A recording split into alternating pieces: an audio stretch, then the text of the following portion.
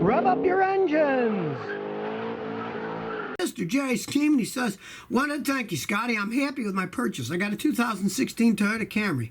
I love it. Thanks for all the tips. Keep working, sir. Okay, well, I will keep working, but a lot of it has to do with keeping myself going. Because my grandfather, now he was born in the late 1800s. He was a mechanic too. He's who I learned from. My father could barely tie his own shoes. It's like one of those skip a generation things, right? Well, when my father finally decided to retire, he shut down the service station. A year later, my grandfather was dead because he loved working.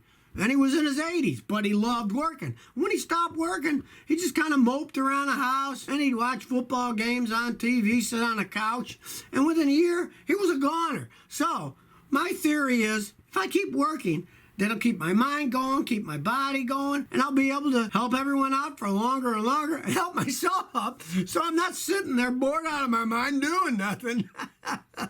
Connor McHugh says, Scotty, I was given an 03 VW Passat GLX V6 auto tranny. I received it when I was 16. Been sitting in the driveway over a year. It has a roof leak and engine issues. Should I replace it or fix it? Just sell it. Don't even think about fixing it. Those are the biggest money pits that they ever made with those V6 engines. Crazy Volkswagen design. I mean, it's just nuts.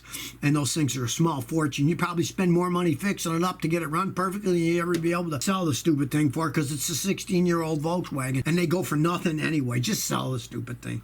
Get out of it. Try to get it running. If you can get it running, you can get more for it at least. But don't put any serious money into it. Jacob Trickle says, Scotty, what do you think of a 98 Jeep Cherokee Sport with a straight six and automatic transmission for off-roading? It could be a fun off-roading vehicle with the exception of one thing. It's got an automatic transmission, and those transmissions were garbage. You'll probably burn the transmission out. If it was a standard transmission, I'd say go right at it. But as it stands, an automatic transmission is not made for off-roading. You get stuck in stuff and it starts spinning, it'll burn the transmission out. I had kids that tried those things like that here in Texas, and they go out to the beach or stuff, or they go out in the country in the mud, and they'll burn the transmissions out. They can't take it there. They're not made for off-roading with an automatic transmission and those things. But with the standard, yeah, that's what they're made for. But an automatic, no, I wouldn't off-road that thing. Mike Lovett says, help!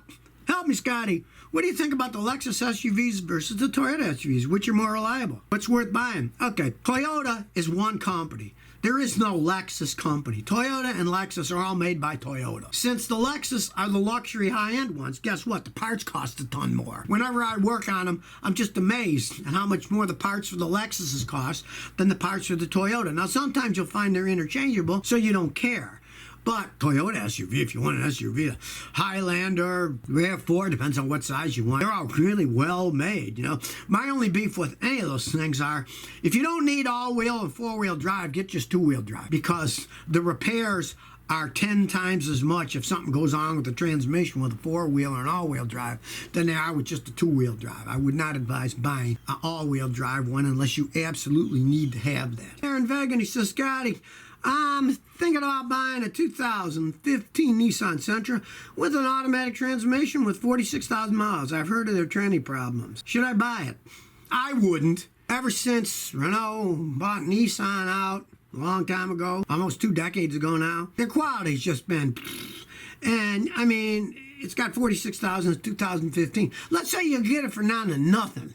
Say you were paying a couple grand for it. Then go right ahead. Because, you know, generally they don't fall apart till you get 100,000 miles or more on them. Well, if you paid a couple grand for it and it lasts you 50,000 miles, hey, that's a good deal. If you got to pay a lot of money for it, no. Because their resale values are low, and they do fall apart as they age. And why would you want to buy something like that if it costs a lot of money? If, say, you're buying that thing and it's 7, 8, 10 grand or more, go out and buy an older Corolla or something instead that's going to outlast it by far and not have the problems. Ivan Sagayan says, Scotty, I got an 06 Volvo S40, 2.4 liter, 115,000 miles, manual, non-turbo, front-wheel drive. Should I pay for a timing belt change or get rid of it? You're not going to get much for it. It's a 13-year-old Volvo. Go ahead and do the timing belt. What the heck? I mean, if it works okay otherwise, it's a manual. The automatic transmissions stink in those things. You got a manual. So I'd say keep it. You're not going to get much for it anyways. And if you do change it, it's got 115,000. I've seen Volvo engines go 200,000-300,000 miles. They got strong engines, and it's a manual transmission, so you don't have to worry about spending 5 or 6 grand when the automatic transmission goes out.